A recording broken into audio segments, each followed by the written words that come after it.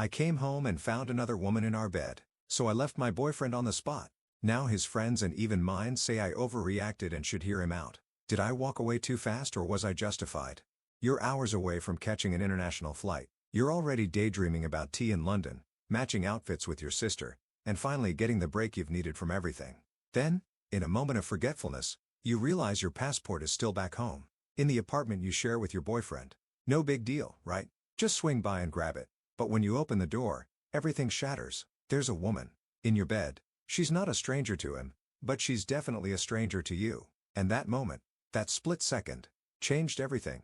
This trip to London had been planned for months. It was going to be the ultimate girls' getaway with my sister. Just the two of us. No work, no drama, no stress. We were finally getting a break from reality.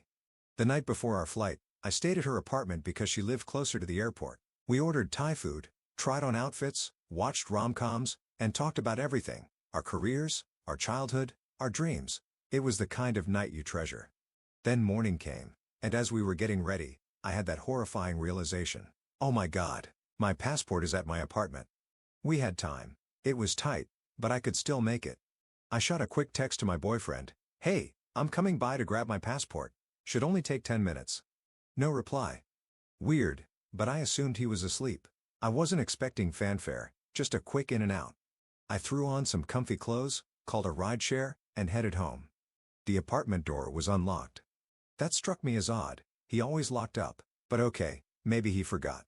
I stepped inside. The living room was clean. No dishes, no mess, but something in the air felt strange, off, like when you walk into a room where a fight just happened, silent, but charged. Then I saw him. He was standing by the kitchen, back rigid, hands in his pockets. He looked like a deer in headlights. Hey, I said casually, just grabbing my passport. He nodded too quickly, didn't speak.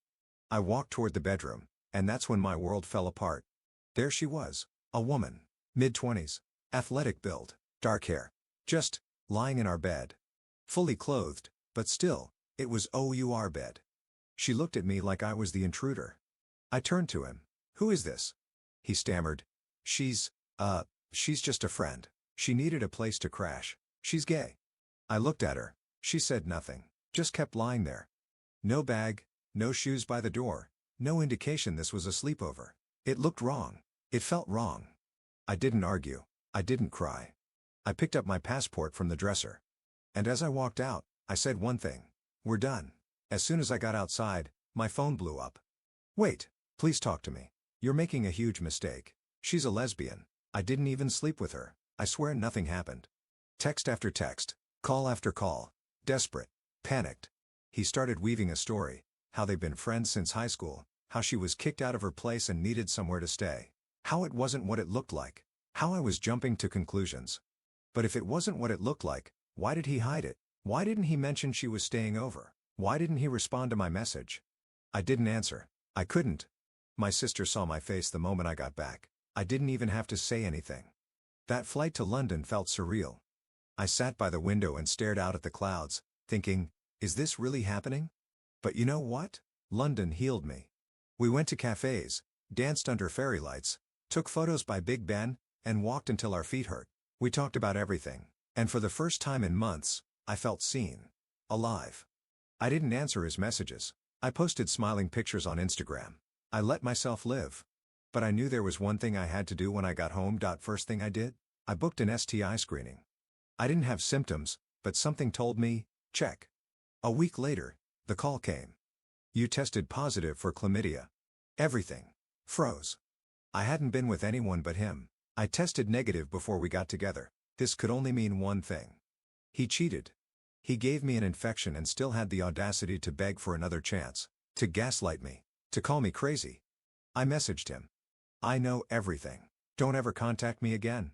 Still, he denied. Still, he said maybe he had it before, but we'd been together for nearly a year. I didn't reply again. Right now, I'm staying with my sister. She's my rock. We're sorting out the lease because yes, we stupidly signed one just 2 months before this happened. But you know what? I'm okay. I'm going to my follow-ups. I'm focusing on my health. I'm rebuilding. And most importantly, I've learned to trust my gut. Because if I hadn't gone back for that passport, I might still be in that relationship, still being lied to, Still putting my health and happiness in someone else's hands. So if you're watching this, wondering whether you should listen to your gut, listen. You are not crazy. You are not paranoid. You are not asking for too much. You are asking for honesty, loyalty, and safety. And if someone can't give that to you, you leave. Even if it's hard, even if it breaks your heart, you leave. Because what's waiting for you on the other side is everything.